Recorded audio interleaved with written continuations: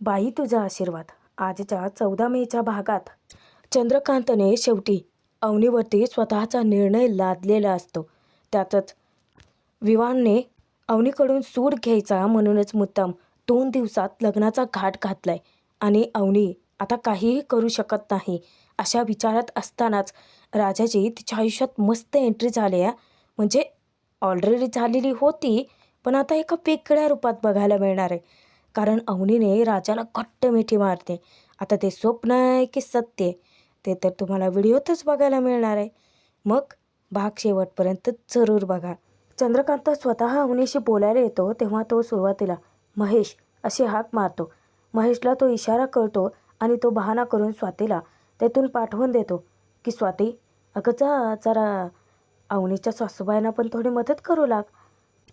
स्वाती जाते. चंद्रकांत मोठ्याने पुन्हा हाक मारतो. महेशला दुसराही इशारा कळतो. महेशही गुपचूप स्वातीच्या पाठोपाठ तेथून निघून जातो. चंद्रकांत अवनीला समजावण्याचा प्रयत्न करतो की हे बघ अवनी, कुठलाही माणूस अगं परिपूर्ण कधी नसतोच. काही ना काहीतरी दोष त्याच्यामध्ये असतातच ना. आणि लग्नानंतर तुम्ही एकमेकांना समजून घ्यालच की. तेव्हा अवनी चिडून वैतागून म्हणते की पण मला लग्न नाही करायचं आहे त्याच्याशी. आता हा चंद्रकांत अवनीवरती स्वतःचा निर्णय लादतो. तो तिला ठणकावून सांगतो की हे लग्न होणारच आहे, तुला करावंच लागेल. अगं लग्न ठरलंय मुलीचं म्हणून सगळीकडे सांगून बसतोय मी, जरा तरी आमचा तरी विचार कर. झालं, इमोशनल ब्लॅकमेलिंग चालू झालं. मी काय तोंड द्यायचं आहे दाखवायचं आहे त्या लोकांना. अगं हे लग्न जर अचानक असं मोडलं ना तर सगळीकडे चितू होईल आमचे. त्याला मध्ये मध्ये बोलताना फोन येत असतात.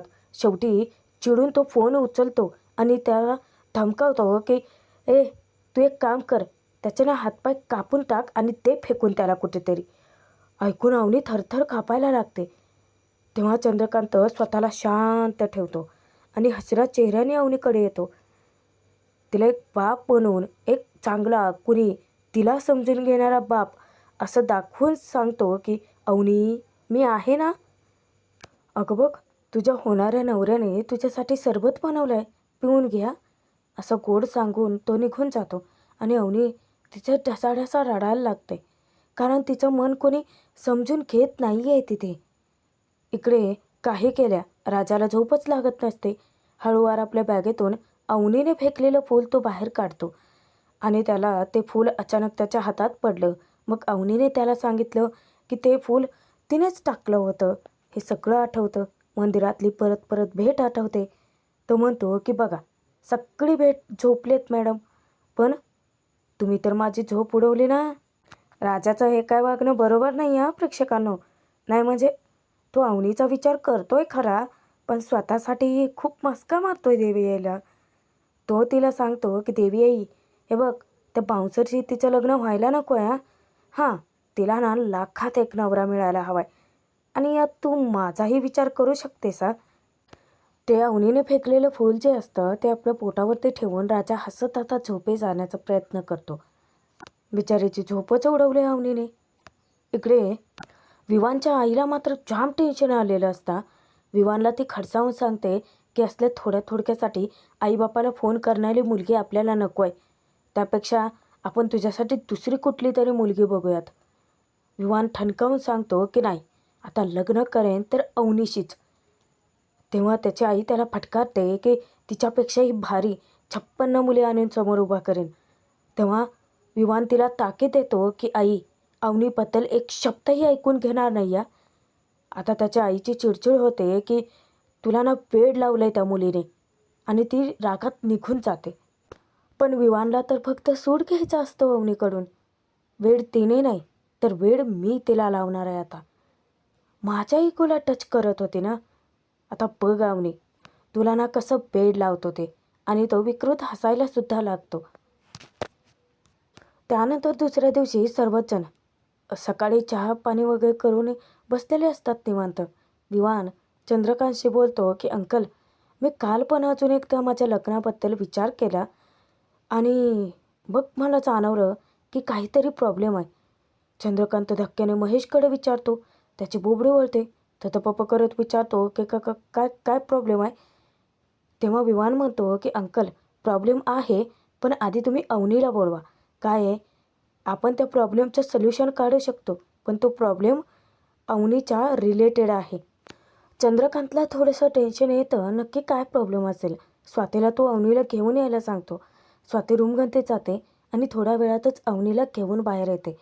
तेव्हा सर्वजण एकत्रित आल्यानंतर विवान स्वतःचा मुद्दा मांडतो की अंकल, आता जर मला अवनीला कॅनडाला घेऊन जायचं असेल तर तिचा विजा लागेल ना, आणि त्यासाठी आमचं लग्न होणं गरजेचं आहे. पण मी त्या प्रॉब्लेमचं सोल्युशन असं काढलं आहे, जर आपण 1-2 दिवसात लग्न केलं तर मग हा प्रॉब्लेम सॉल्व्ह होऊ शकतो. आता तर अवनीला हा धक्काच बसतो. ती इतकी हादरते. ती म्हणते की लग्न, तेही 1-2 दिवसात. पण लग्न 1-2 दिवसात होणारी गोष्ट नाहीच आहे ना. तेव्हा विवान म्हणतो की ठीक आहे, तुला तुझा टाईम घ्यायचा असेल तर घे. पण अंकल काय आहे, मी त्याच्यानंतर म्हटलं तर 1 वर्ष तरी मी तिला कॅनडाला नाही घेऊन जाऊ शकत. पण 2 दिवसात जर रजिस्टर मॅरेज झालं तर मग मात्र लग्न होईपर्यंत विजा येऊ शकतो आणि मग मी अवनीला घेऊनही जाऊ शकतो.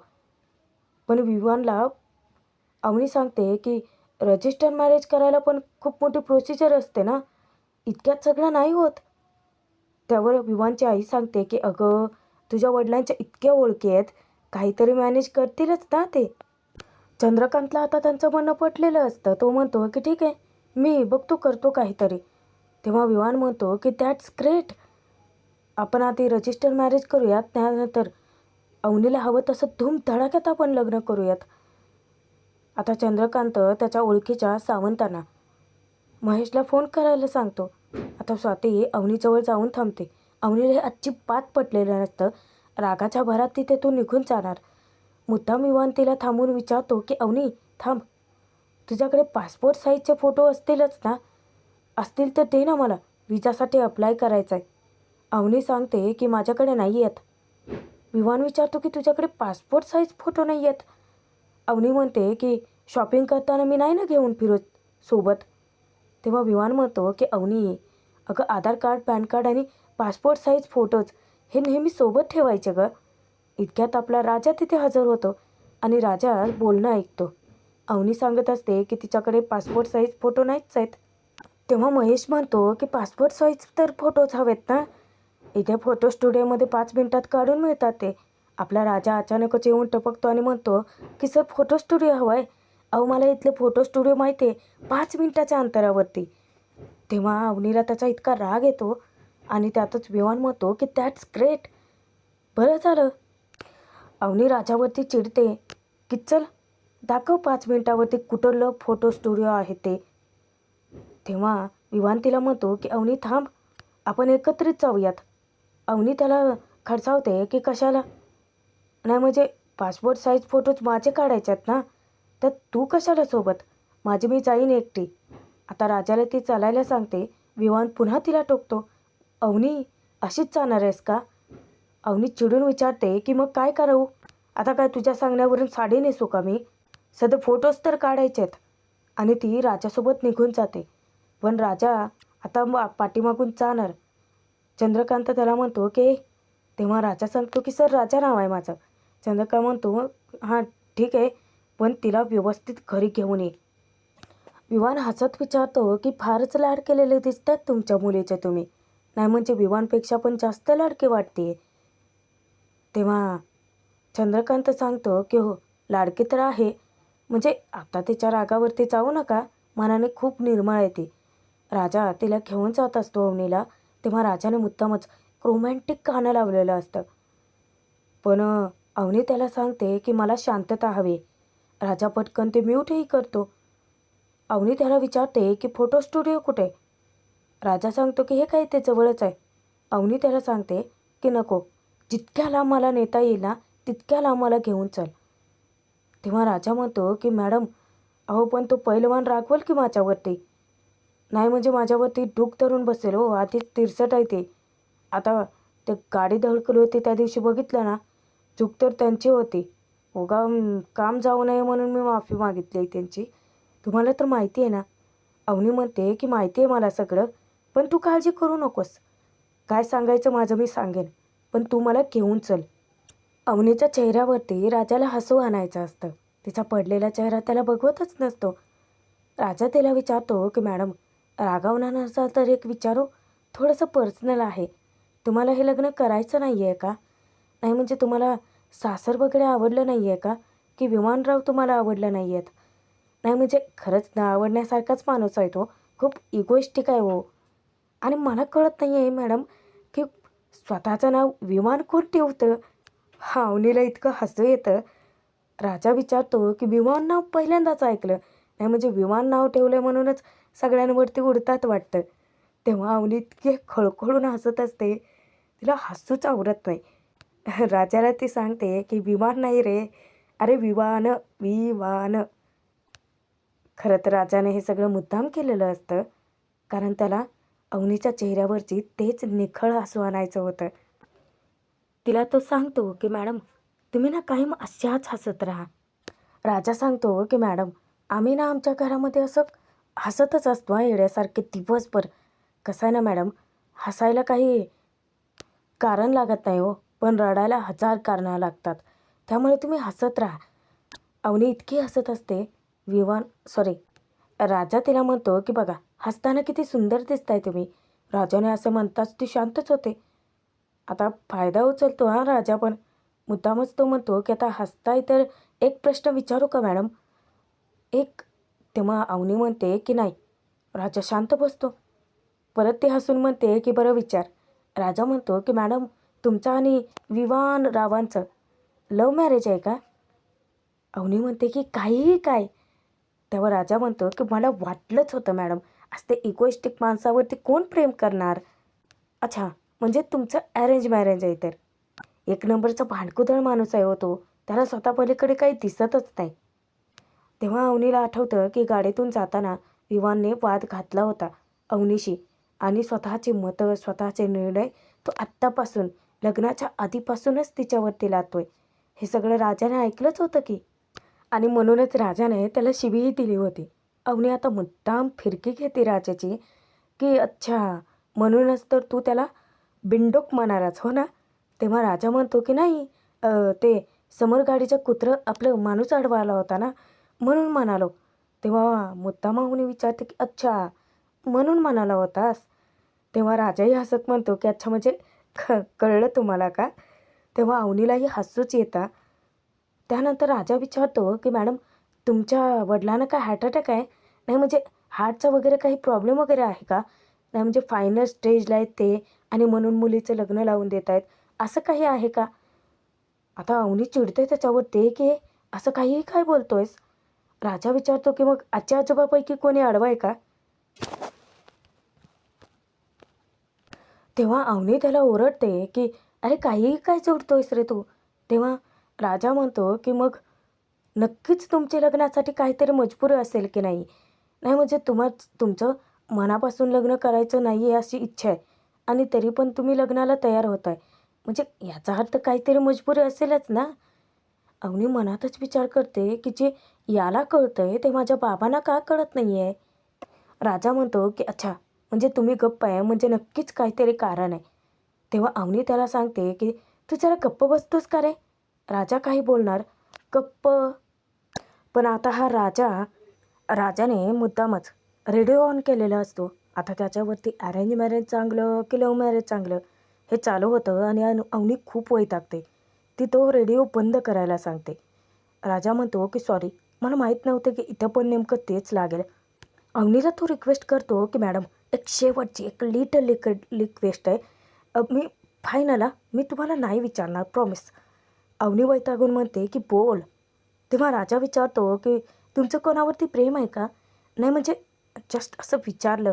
नाही का ते असं असतं ना की हमारे खानदान में नहीं चलता, वो अलग बिरादरी का, हम अलग बिरादरी खानदान की इज्जत वगैरह है, वो मिट्टी में सब नहीं मिलाने का, ऐसा कुछ. आता अवनीला इतकं हसू येतं. ती त्याला विचारते की तू ड्रायव्हर का झालायस रे? तू ना लेखक व्हायला हवं होतंस हा. काहीही गोष्टी तयार करतोस रे. पण राजा विचारतो की मॅडम मला सांगा ना. अहो प्लीज.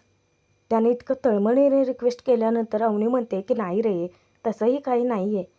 तेव्हा राजा पुन्हा इतकं डोकं खातो अवनीचं. तो म्हणतो की मॅडम हा फायनल प्रश्न आहे. नाही म्हणजे आई रक्ता शपथ फायनल. राजा आता खूप हिंमत करून विचारतो अवनीला की तुमच्या स्वप्नांचा, तुमच्या इच्छा आकांक्षेची ज्याला कदरच नाही आहे, अशा माणसाची तुम्ही का लग्न करताय? तेव्हा अवनीला अचानक आठवतं की विवान म्हणाला होता की त्याला त्याच्या आईच्या हातच्या स्वयंपाकाची खूप आठवण येते. त्याच्यासाठी खूप छान असे पदार्थ बनवून खाऊ घालणारी, त्याने फेकलेले कपडे उचलणारी, त्याचं घर स्वच्छ ठेवणारी फक्त एक मोलकरीण हवे.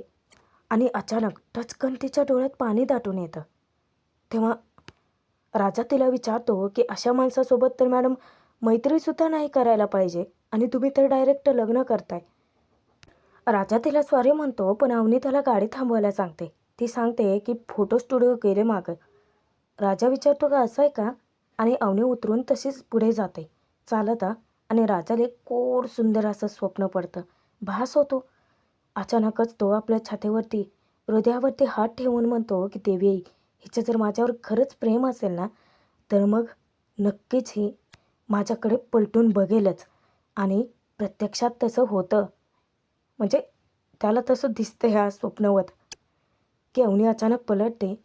आपला हा शाहरुख खान स्टाईलसारखा असा हात हवेमध्ये फैलावतो. अवनी धावत हिरोईनसारखी येते आणि त्याच्या गळ्यात घट्ट मिठी मारून पडते. आणि राजा राजा इतका खुश झालाय, पण काय करणार? इतका छान सीन आणि नेमकं फक्त स्वप्नच राहिले. पण प्रेक्षकांनो, हे स्वप्न लवकर सत्यात उतरणार आहे. आणि प्रेक्षकांनो, हा भाग इथेच संपला आहे. पुढे आपण बघूयात की राजाची नोकरी आता संपलेली असते. 2 दिवसातच त्याच्या गावी लग्न असतं, म्हणजे चंद्रकांतच्या. आणि राजा खूपच अस्वस्थ होतो. महेशने त्याचा 2 दिवसाचा पगारही देऊन टाकलेला असतो. त्यातच राजा जाण्यापूर्वी अवनीची भेट घेतो आणि तो तिला म्हणतो की बाय, आता मला तुम्हाला बघायला नाही मिळणार. आणि तेव्हा अवनीने धक्क्याने नाही तर खूप गोड असं बघितलंय त्याच्याकडे. म्हणजे नेमका याचा अर्थ काय आहे? सध्या तरी कळलेला नाही आहे.